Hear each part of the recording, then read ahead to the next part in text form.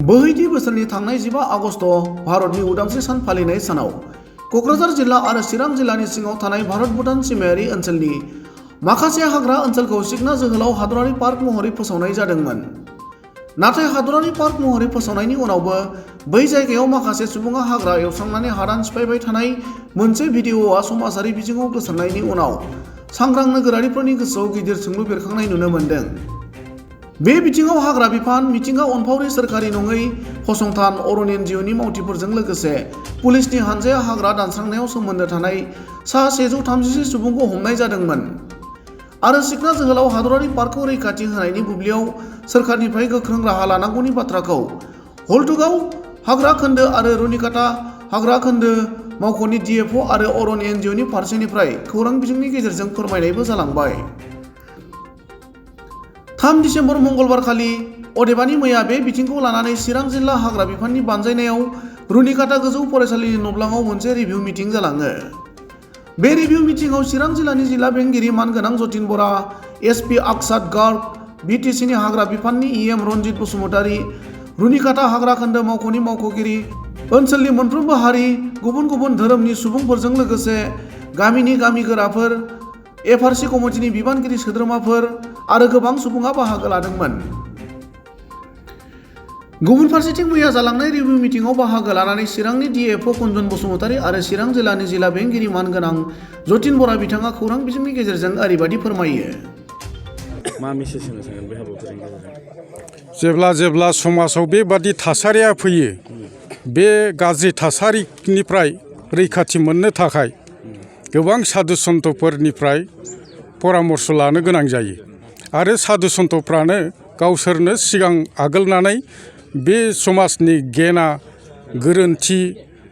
आरो गासिबो अधर्मीय खामानिफोरखौ फोजोबस्रांनो थाखाय बै धर्मगुरुफ्रानो आवगायबोनांगौ होननानै जोङो दिनैनि बे प्रग्रामाव गासैबो धोरोमनि धोरोमगुरुफोरखौ लिंहरनायजों लोगोसे जोंनि चिरां जिल्लानि DC सारखौ मिटिंनि आफादगिरि बानायनानै SP सारखौ लिंहरनानै जोङो बे प्रग्रामखौ गासैबो फरेस्ट भिलेजनि गावबुराफोरखौ लिंहरनानै FRA भिलेजफोरनि गावबुराफोरखौ लिंहरनानै बे प्रग्रामनि गेजेरजों जोङो मोनसे थिरांथायाव फैनो हादों जे जायफोर इनक्रुसारफोर गोदानै फ्रेश इनक्रचमेन्ट खालामदों बै बिथांमोननि थाखाय जोङो ओंखारबोफिननायनि थाखाय रैखाथि मोनसे लामा बा सेफ पेजेस बे लामाखौ जोङो दिनै खेवनानै होनाय जाबाय। बिथांमोनहा बे रैखाथि लामाजों बे सेफ पेजेसजों बिसोरो हाग्रानिफ्राय सेफ एग्जिट जाफिननांगौ होननानै जों बिथांमोनखौ खावलायहरबाय। दा बिथांमोनहा जोंनि खावलायनायखौ जुदि गनायनानै ओंखारबोयोब्ला बिथांमोननिनो गाहाम, नङाब्ला जोङो थाबैनो डिस्ट्रिक्ट एडमिनिस्ट्रेसनजों लोगो नांनानै मोनसे दावबायारि हान्जा बानायनानै चिरां DC बिथाङानो थाफागोन, बिथांजों लोगोसे गोबां अफिसारफोर थाफागोन, सिकिउरिटि पार्सनेल्सफोर थाफागोन, थांनानै बे थावनियाव इनक्रच जानाय जायगायाव नायदिंहैगोन आरो बिथांमोनखौ बुजायनो नाजागोन जाहाथे इभिक्सन खालामनाङा लासेनो बिथांमोनहा गाव गावनो उइलिंलि सेफ एग्जिट बा दोरोदनो जुदि दोरोदनानै फैयोब्ला बियो फारनै बिथिंनिफ्रायबो गाहाम आरो जोङो जेरैब्लाबो बे जोंनि जानाखि सिखना जोहोलाव नेशनेल पार्क बियो जारिमिनारि मोनसे बिमुं, बे जारिमिनारि बिमुं जोंनि सिखना जोहोलावनि बे जानाखि नेरसोन बेखौ जोङो अरायथानि थाखाय जोङो लाखिनांगौ आरो जोङो आबहावा इक'लजिकेल बेलेन्स आरो क्लाइमेट चेन्जजों जोङो जुजिनांगौब्ला फैबाय थानाय थासारियाव जोङो जुदि गाहामै गाहाम थांनानै थानांगौब्ला जोङो जोंनि बे नेशनेल पार्कखौ जोङो रैखा खालामथारनांगोन आरो टुरिजिम बिथिङाव जोङो जुदि डेभेलप जानांगौब्ला BTR ओनसोला बे national park, wildlife sanctuary, tourist spot बेफोरखौ जोङो संरैखाथि होथारनांगोन आरो जोङो जुदि BTCआ मुलुग दरबाराव मिथिजानांगौब्ला बर' सुबुंफ्रा गावनि सिनायथिखौ लाखिनांगौब्ला बै थाखानाय जोंनि नेचारेल रिसर्सफोरखौ जोङो संरैखाथि होनानै जोङो मुलुगनि सुबुंफोरनि गेजेराव जोङो सिनायजानो नांगोन अब्लासो जोङो माने मोनसे गेरेमसा हारि हिसाबै सिनायजानायनि मोनसे लामाया गेवस्रांगोन होननानै जोङो सानो हाग्रा दानस्रांनायखौ नायोबा जे मानसिफ्रा नैबे नोंथाङा जे बुंदों जोंनि बेसेन गोसा सम्पति बेखौ बुजिया होननानै सानो नामा मा बुजायहरनो सानो दा बे बुजियैखौ जोंनि गोरों सुबुंफ्रा बुजायनांगौ जागरूकता लाबोनांगौ एवारनेस लाबोनांगौ जेब्लासिम बे जागरूकता बे एवारनेसा फैया जेब्लासिम जोंनि हाग्रायाव थानाय बे रायजो राजाफोरनि गथ' गथाया इडुकेसन मोना लेखा रोङा सोरां गियाननि सोरांखौ मोना अब्लासिमहालागै बेबादि गाज्रि जाथायफ्रा जागोन हाग्रा एवस्रांनाय मुगैथाव जाथायफ्रा बे खामानिफ्रा सोलिबाय थागोन दा ओंखायनो जोंनि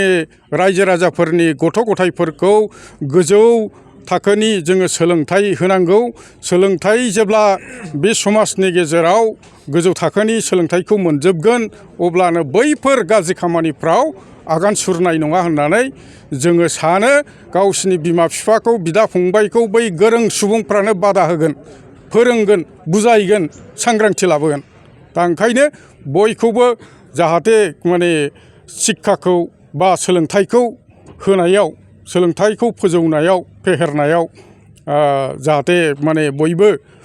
थुलुंगा होयो बेखौ जों खावलायो आरो बै हाग्रायाव जेब्लासिम थाबाय थागोन अब्लासिम बै हाग्रायाव थानाय रायजो राजाफोरनि गथ' गथायफ्रा गोजौ सोलोंथाइ मोननाय नङा माब्लाबाबो बिथांमोननि थानाय लिभिं स्टाइला बा लिभिं स्टेन्डार्डआ माब्लाबाबो जौगानाय नङा बिथांमोननि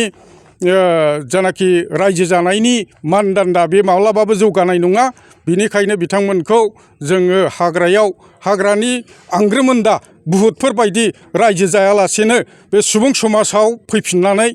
जाहाथे मोजाङै रायजो जानानै गथ' गथायफोरखौ मोजाङै लेखा फोरोङो बेखौनो जों खावलायहरो थेंक इउ বেদখল হ'লে তাৰ ব্যৱস্থা লোৱা এটা চৰকাৰী নিয়ম আছে তেওঁলোকক ইভিকশ্যন কৰিব লাগে ইতিমধ্যে আমি আজি মিটিঙতে গম পাইছোঁ যে প্ৰায় নতুনকৈ 50-55 ঘৰমান মানুহে আকৌ মানে বেদখল কৰিছে পূৰ্বেও অলপ আন আছে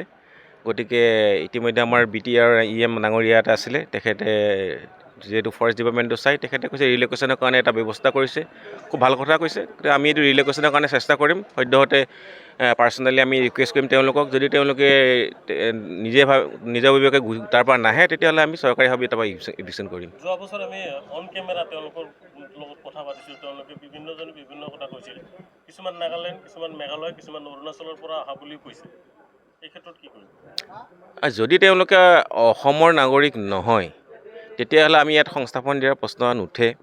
আৰু যদি হয়তো যদি নাগালেণ্ডৰ মানুহ যদি আমাৰ বড়ো জনগোষ্ঠীয় মানুহ হয় তেতিয়াহ'লে তেওঁলোকে ইয়াত সেইখিনি সুবিধা পাব বা অন্যান্য অসমৰ যিখিনি জনগোষ্ঠী আছে থলুৱা তেওঁলোকে পাব কিন্তু বাহিৰা মানুহে নাপায় ইয়াতে বলপূৰ্বক উচ্ছেদৰ বিপৰীতে এটা আলোচনাৰ মাধ্যমে উচ্ছেদটোক আপোনালোকে প্ৰাধান্য দিয়াটো উচিত ভাবেনে ভাবোঁ যিহেতু এটা কি কাৰণে মই ভাবিছোঁ কাৰণ পূৰ্বতেও তেওঁলোকক ইভিকশ্যন কৰা হৈছিল আকৌ পুনৰ গুচি আহে গতিকে তেওঁলোকৰ যিটো মাইণ্ডছেটটো চেঞ্জ কৰিবলৈ হ'লে তেওঁলোকক এটা নতুন পন্থা বা নতুন এটা দৃষ্টিভংগী দেখাব লাগিব আৰু নিজাববীয়াকৈ যে তেওঁলোকে আহিব তেতিয়া হয়তো তেওঁলোকৰ টেণ্ডেঞ্চিটো কমি যাব এনক্ৰচমেণ্টৰ